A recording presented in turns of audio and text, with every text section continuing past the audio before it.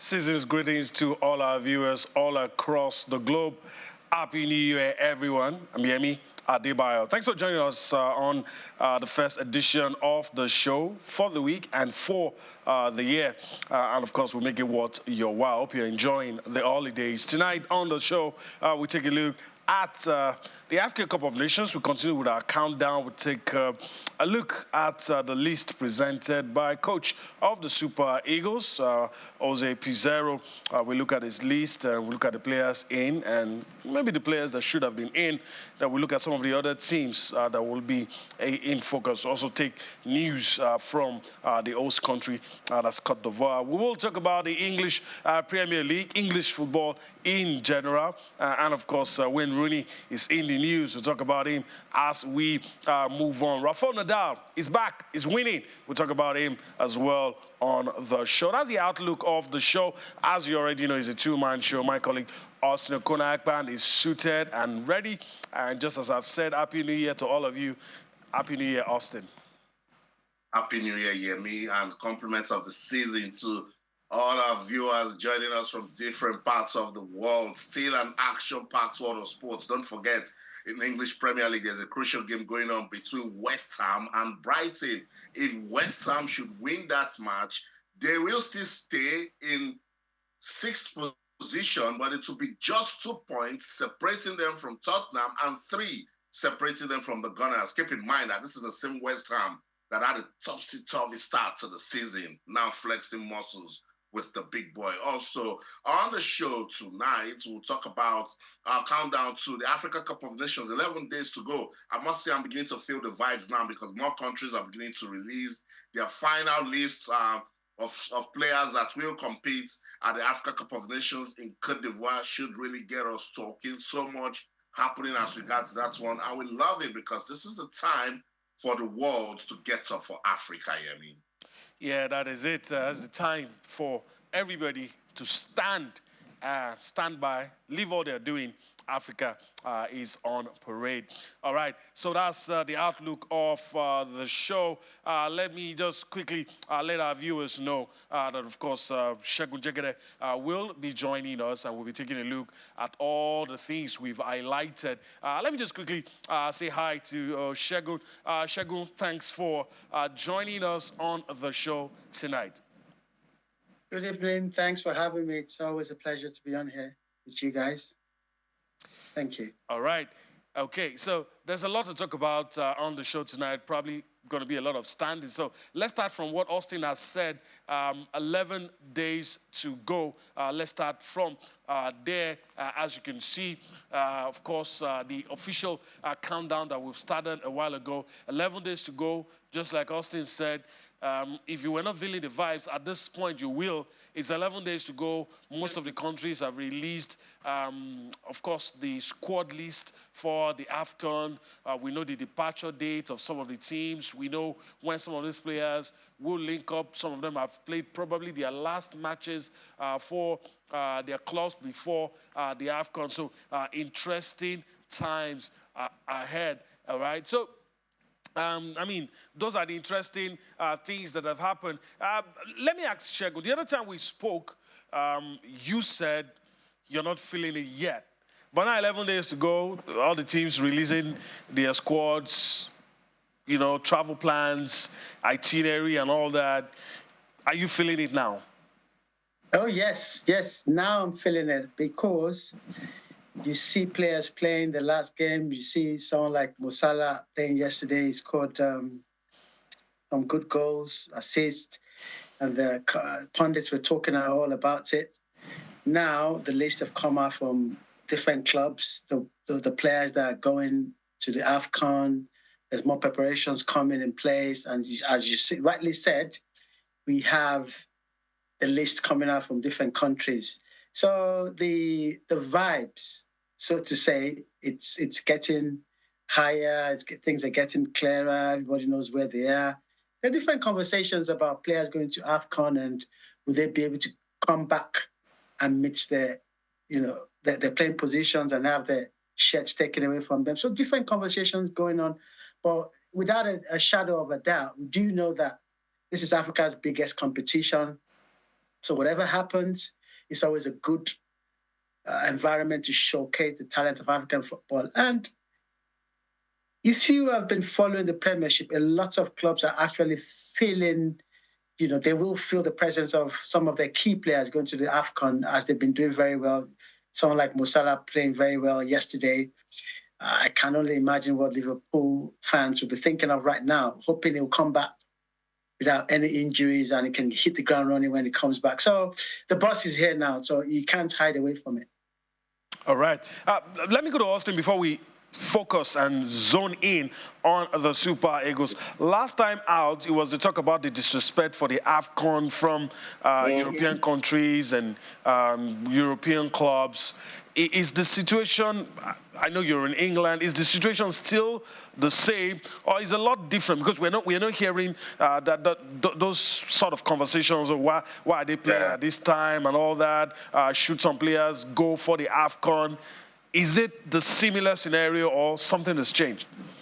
Yeah, I mean, it's still the same, and it will continue to be like this until the calendar is aligned. The guys on Talk Sports, they dedicated about 2 hours today talking about the AFCON, and football fans in England are calling to say, why can't the AFCON just be the same calendar? When players are on break, they know they're on break, but we have the league, we know we have the league, And that's what it is, because they feel that we cannot be taking crucial players that they have in the league, that they pay so much money, they believe that they own the players, and now the AFCON just comes and boom, the players leave and they go. Take, for instance, what Segun said about Mo Salah is arguably the driving force behind Liverpool. So see Mo Salah and Egypt, for instance, they went all the way at the last edition. They would want to consolidate on that performance. Now, they would want to still go all the way and if possible win it. Mohamed Kudus is on fine form with West Ham. They're going to find a way to, I play football without him now. And at the start of the show, I told you what West Ham seem to be doing, and they're having a beautiful season. So yes, it's still a conversation here in England. They just don't understand why the AFCON is being played in January. This is our competition. We know when it's good for us to play it, and everybody looks at the commercial angle and how it favors them. So they should be fine. They will always talk about it. But I think that they will be fine. We just need to find a way to swing it. That's talking about the Confederation of African Football. Find a way to swing it that whenever these top players are leaving their clubs, let's highlight the importance of African players to these European teams. Because sometimes people just talk about our players, they just talk about them in passing, no matter irrespective of what they did, of what they do in a season. They just make it look like they've not done enough, or what have they done that other players haven't done. So the disrespect that Napoli gave to Victor Osimhen, just imagine that at the time that they were really vying to win or break that jinx of the Scudetto, and boom, there's an AFCON and Victor Osimhen is gone. They probably won't win an AFCON. He stayed, gave them the AFCON, and the next thing they had to do was to disrespect him. So I think we should find a way to swing it around for ourselves for good public relations and let these guys know that this is our football, this is our competition. We can put it whenever I want to put it. If you like, cry from now till next year. We're going to have the AFCON when the season is on, and you just have to find a way, to move on with it. All right. I like the way you landed that. All right. The man in the eye of the storm, Coach Jose Peseiro, as he's had some explaining to do, the choice of the players in his squad. Let's listen to Super Eagles coach Jose Peseiro explain reasons for his choice, the 25 players in his squad. And then we'll come back to get Segun's thoughts on Jose Peseiro's list. And of course, we take it up from there. The number established for the NFF. NFF decides you bring 25 players. I agree, because more players for manage the group, for manage the spirit, for manage the training is worse. For that, I think is enough, 25 players.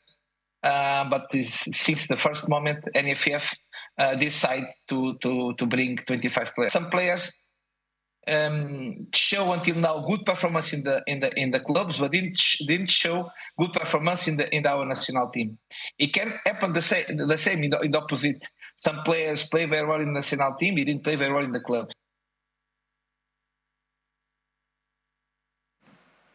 All right, Coach Jose Peseiro, explaining his choice.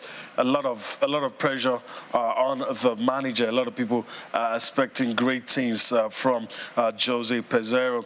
All right, go to Austin and a quick one so that we can get Shegun's thoughts. What do you make of the comments made by the Super Eagles coach?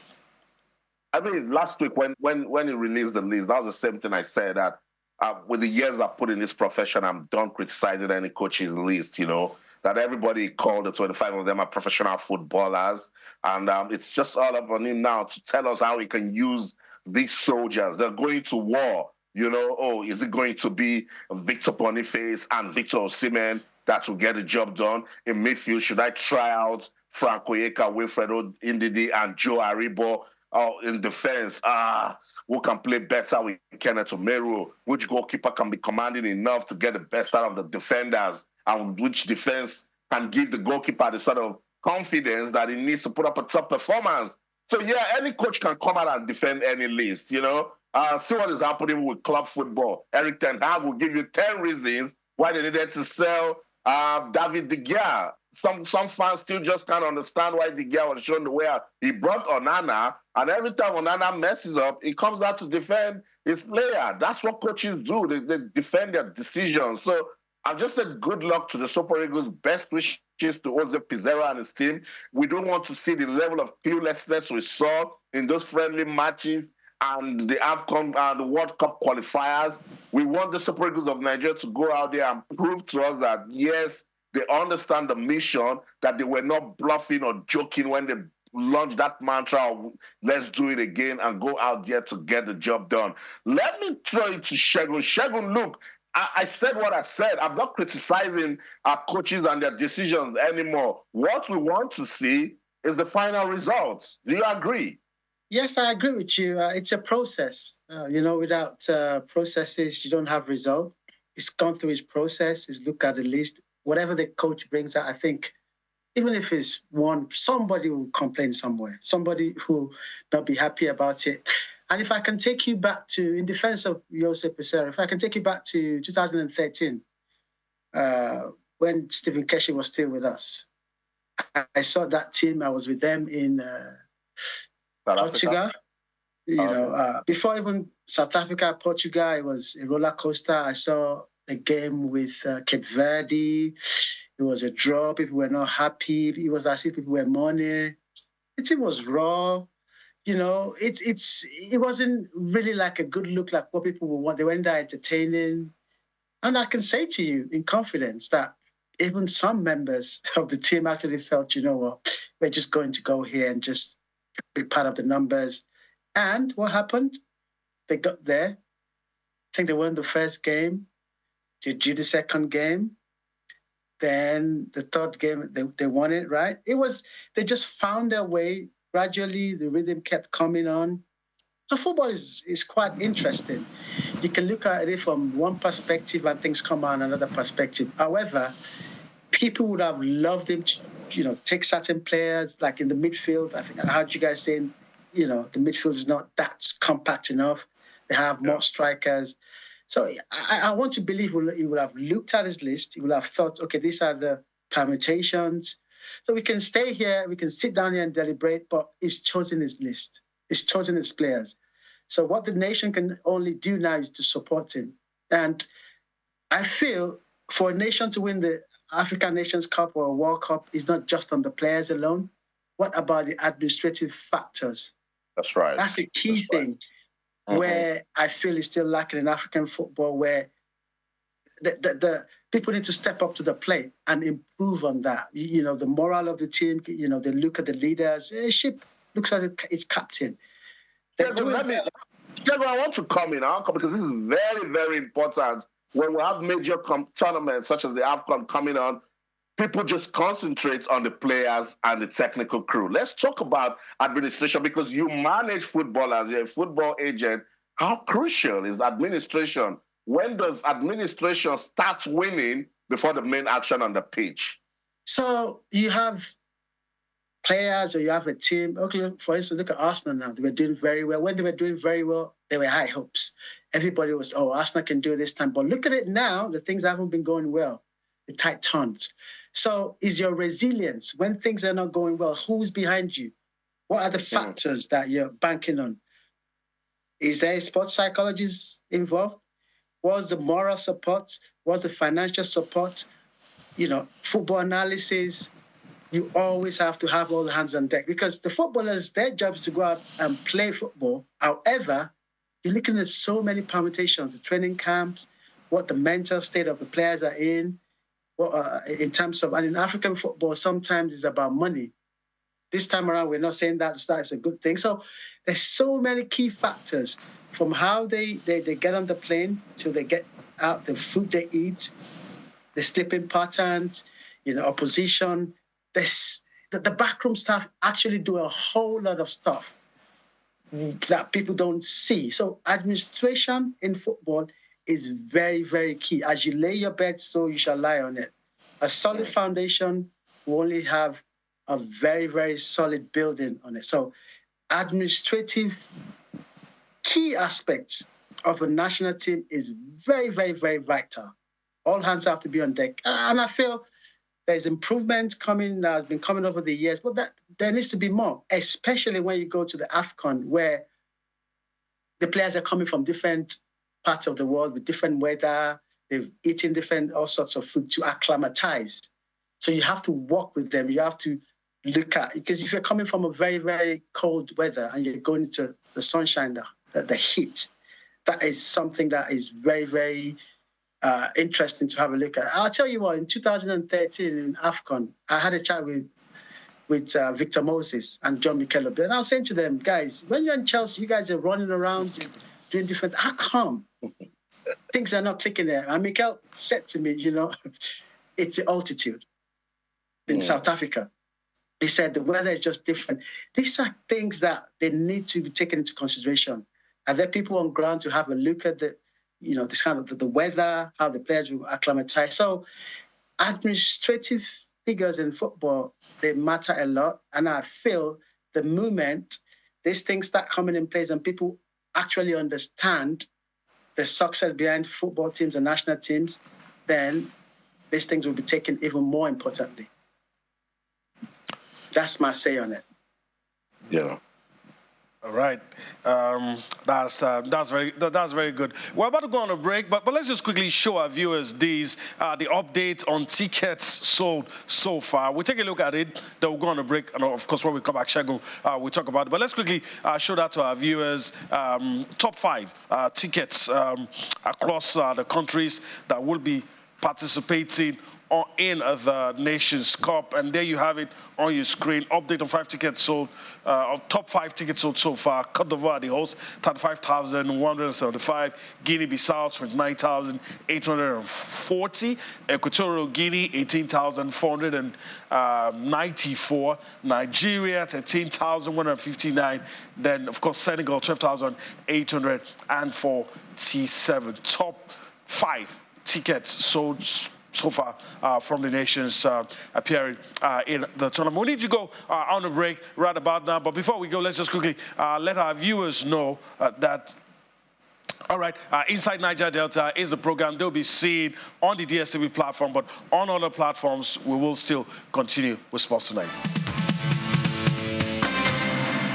All right, welcome back. We'll continue from where we left it off. We're still talking about the Africa Cup of Nations. The trend is always to talk about the team, to talk about the players. But tonight, we're going to be talking about the managers, the guys behind the scenes, the guys who make things happen and direct things, all right? So we're going to focus on some of these managers. Let's start with Cameroon, a very, very popular figure. Talking about the Cameroon coach, has played at the World Cup 4 times. He is Rigobert Song, appointed in the year 2022. That was last year. And under his watch, there you have it on your screen. 18 matches played, 5 won, 6 drawn, and 7 matches lost. Let me go to Shagun quickly. We have to flip through all of this quickly, but I mean, What's your rating? You've seen the stars. What's your rating of Rigobert Song? A lot of people have said he was a better player than he is a manager. But views are views. Opinions are always divided. But I mean, since he's been in charge of the Indomitable Lions, what's your view of his reign so far? So I've seen 3 of his matches live at the World Cup. I saw the matches they played, and the thing is, it's quite important, like I said earlier, to look at the administrative aspects of football, which sometimes coaches, when they get a job, we expect them to hit the ground running. His sort of results haven't been so spectacular. However, I'm sure you must have been following Cameroonian football. They've been through a lot of ups and downs, in-house issues going on. And I feel if these things were more settled, it would have had a better terrain because they have very, very good players. So for Cameroon, in that perspective, I feel some of these issues that we mentioned earlier, these are some of the things that may be affecting. This is just from my own perspective based on what I've seen and what I know. Because when you look at the amount of players they have, when you pick countries that have a lot of players abroad, when you pick Nigeria, you have to pick Cameroon. They have a whole lot of players. And this listing that we're talking about as well, there are certain players that didn't get to go. So there's in-house scuffles here and there. And I believe that must have affected his performance as well. So it is what it is. However, I feel he can always perform better if he's given more support. All hands are on deck for him, and there's more resources in terms of financial support and other packages that can help him to boost him up. Because there's one thing I see about African football. It's usually a situation where when you have foreign coaches, they're more supported. The local indigenous coaches seem to be left out in certain areas. So I feel in that light and in that perspective, things can be done in better ways. That's my take on it. All right, good one. Let's quickly talk about this man. I mean, no stranger to Nigeria. At some point, we almost gave him the job of the Super Eagles. We're talking about Gambia now, an export of call, and we're talking about the man, Tom Saintfiet, and that's the man who's the coach of Gambia. He was appointed in 2018, 41 matches under his watch, 18 games won, 10 drawn, 13 lost. But it must be said that there's been some improvement for the country, the Gambia. Whether the credit should go to Tom Saintfiet or it should go to the administrators, I do not know. But I'm very sure Austin has his thoughts. I think it's all the parties involved, the FA, Tom, and the players. And if you see one thing that the Gambia seem to be doing, they're building so well. Look at Gambia, right from the under 17s to the under 20, and from what they did from the qualifiers for the last edition of the AFCON. So that's AFCON itself, where they got everyone talking about the Gambia debutants at that tournament in Cameroon, but were able to produce stunning results, finished on same points with the group leaders in their group. And that was the same group that had top teams that didn't even make it out of the group. Now the Gambia and Tom Saintfiet, they should be looking at themselves and say, how can we get people talking about us again? I think Tom is a very good coach. He has this developmental mindset that I like. And because they don't have the super duper big names, you now see that the FA, their level of interference is not as you could get when it comes to Nigeria, Ghana, or Cameroon. And look, these small teams in West Africa, they're looking at their big brothers and saying, look, if these guys are not getting it right on the field and they have the talents, then it means administratively something is wrong. And that's what they are fixing, Like what we're saying about Cameroon, it's about Rigobert Song, Samuel Eto'o, and the dark forces of Cameroonian football. How in this world will you tell me that Choupo-Moting will not make that indomitable Lions of Cameroon squad to the AFCON? You could see a lot of ugly politics in there. We're not hearing about those sort of things with the Gambia, and with everything that they've achieved, as I've highlighted, from building at the under-17 level to what they did at the last AFCON. For the Gambia and this AFCON is come there and get them talking about us once again. All right, interesting. All right, I'll give Shego this next one. We're looking at another manager. Let's go to Guinea now, our West African neighbors, and talk about this man. Probably people of the older generation will remember him in his play days. Kaba Diawara is the man. We're talking about a coach of the Sili National, appointed 2021 under his watch. 20 matches, he's won 7, he's drawn 4, he's lost 9. And he is taking Guinea to, of course, the Nations Cup. Shegu, let me ask you. A lot of people will be quick to point out that stats don't play the game, but stats can tell you the pattern. So what do you make of this man in charge, and what do you think Guinea can do at the Nations Cup? Okay, talking of stats and statistics, there's what you call the outliners. So Guinea can be the outliners in this group. They may not have the statistics in terms of how well they've done, but if you recollect, in 2013, they caused some upsets. So African Nations Cup is a very unique competition whereby things happen sometimes, and you wonder, how did this just happen? So when you look at the terrain where they're playing the matches at in terms of the weather, that's one key factor that can sort of affect the players. It can just be who wants it better, who is more adapted to the weather. So I wouldn't rule out Guinea in terms of what they can do at the AFCON, because they can just come and just cause upsets. Looking at the statistics of how they've done, how the coaches performed, is not so interesting to us. However, this is the AFCON. Anything can happen. We've seen teams have gone and be, upsetting to other ones in previous competitions. So I actually feel, I have this instinct that tells me that they may just cause an upset. Okay, fingers crossed. We'll keep that in our minds. All right, let's go to the last one. I'm tempted to ask Austin, because Austin always talks about upsets and all that. I'm tempted to ask him if he thinks, but this man is the man. He narrowly missed winning the Nations Cup as a player, but he went on to win the Nations Cup as a coach. Aliou Cisse, next man we're talking about, coach of the Teranga Lions, appointed in 2015. The FA has been patient with this man. It must be said. They've been patient and they're reaping the rewards. Matches played under his watch, 102, is 163. That's about 60% above. He's drawn 24, he's lost 15. The stats look good. Stats don't play football. Yes, I know. The stats look good. So, Austin, your thoughts on Aliou Cisse and how he will be able to manage the Teranga Lions, and where do you think they will get to?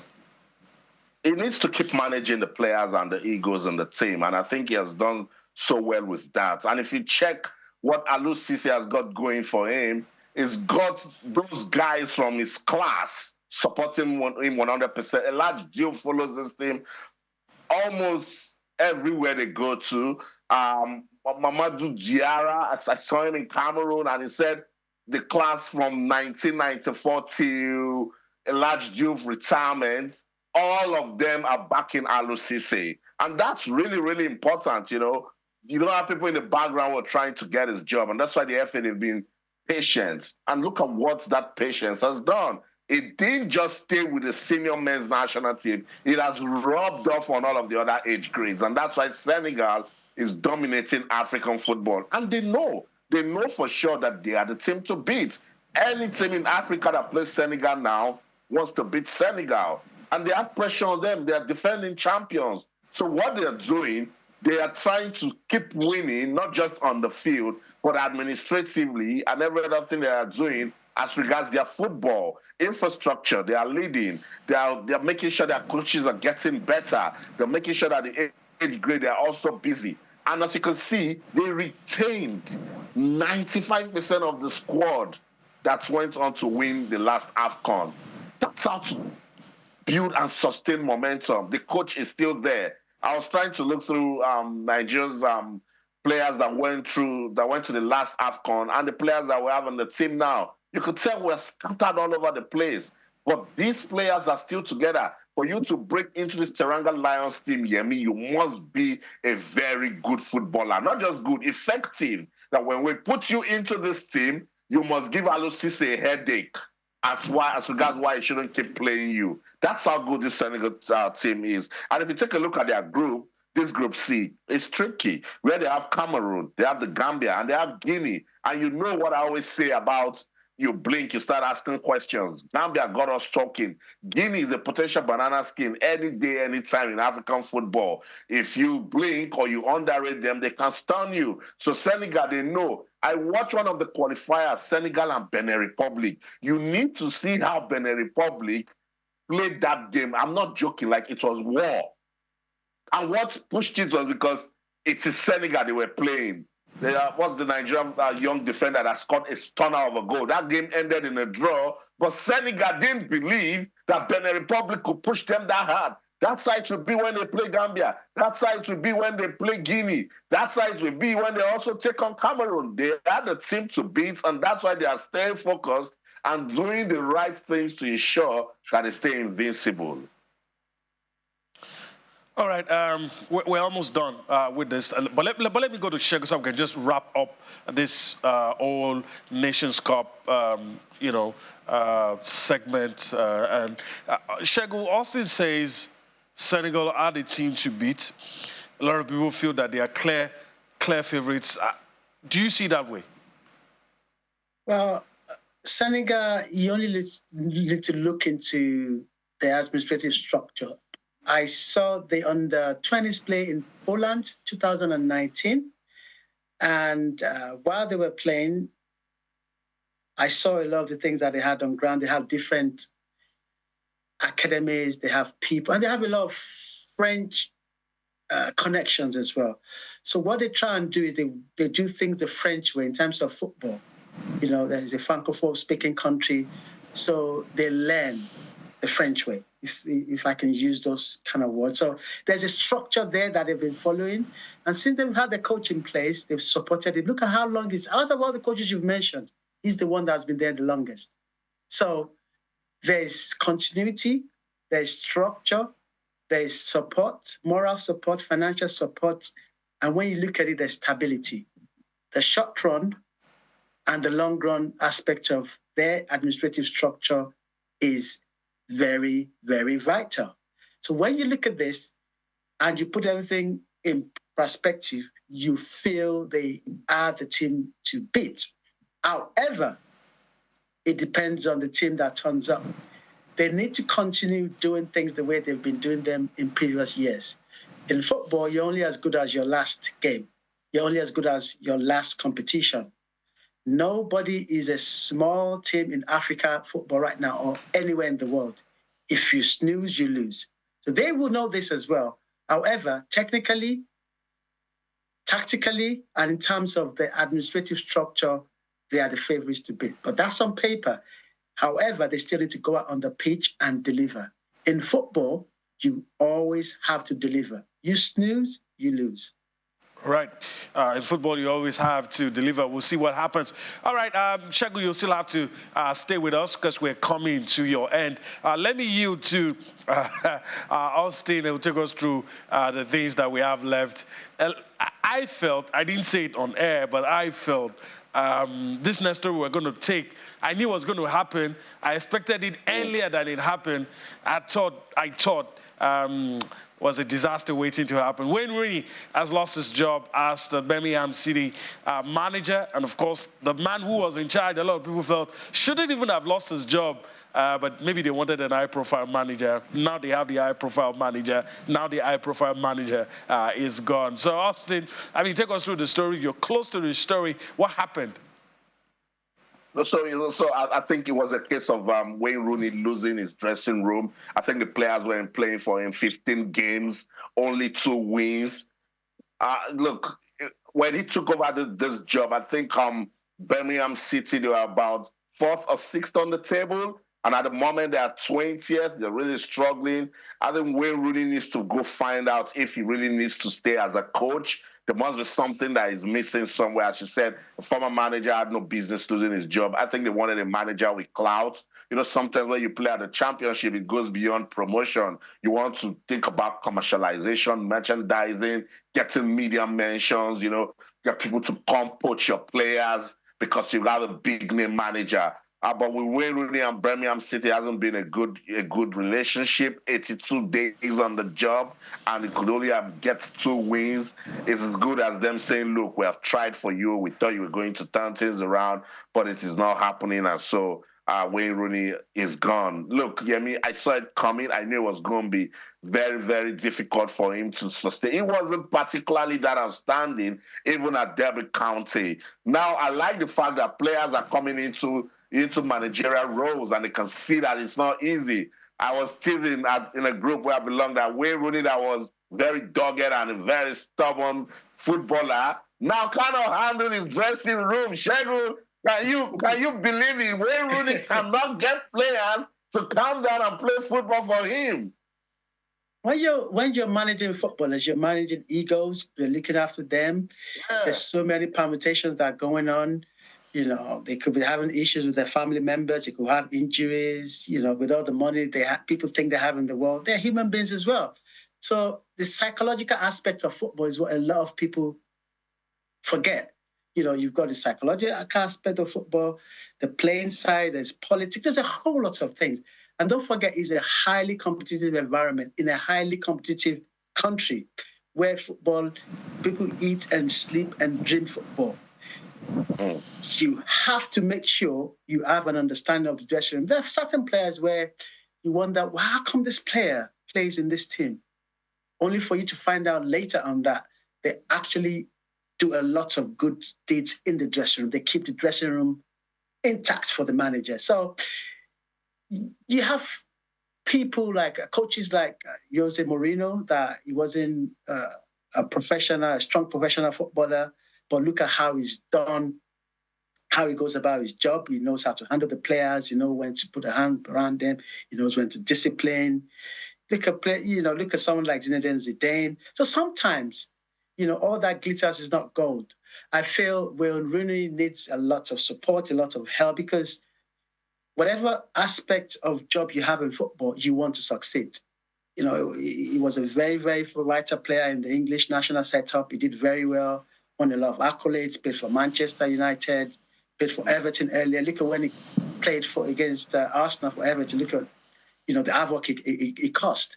So, but all these things, you have to find a way to transition them into management. Management is actually very, very difficult because you're using your brain and your mind. You can everything. You have a match tomorrow, you're thinking, where are my players? What are they doing tonight? Are they out? You know, are they sleeping? There's a lot of things. You have so many things to permutate, so many things to have a look at. So it's a difficult job. You can get support. Yeah. You know, and if you take a look at some top managers, you could tell that most times why they win is because they're able to take the game away from themselves and put it on the player. I remember I had this manager friend, and he was telling me that he wanted to play a particular strategy, and he called player A and he said, "Look, you will be the joker in this game, but you got to play with player B." And he said, "No, I don't want to play with player B." You know what I'm saying? And he said, "Look, this is a strategy. This is how we're going to get it done." So it's a lot of work. You can see that's what Mikel Arteta is struggling. The game between Arsenal and West Ham left the players and was dumped on the managers. David Moyes had never, ever won a game against Arsenal, and on that day he did, because it became manager versus manager. So Wayne Rooney has been shown the way out of Birmingham City. Let's see what's next for Wayne Rooney. We'll continue to monitor the situation. Live update, I told you, the English Premier League, the game between West Ham and Brighton is still all squared. Halftime done. The game is in its 56th minute now. Still West Ham 0, Brighton 0. West Ham, they need to really win this one. If they win, it will put them in very good standing. They will stay in 6th position, but just 2 points to separate them from Tottenham, and then 3 points from Arsenal. I told you that at the start they want to chill with the big boys, another team that is on fire is Liverpool. You can't touch them now. If you do, your hands will get burned. They crushed Newcastle by 4-2. Jurgen Klopp and Eddie Howe has been reacting right after that one. Let's listen to them.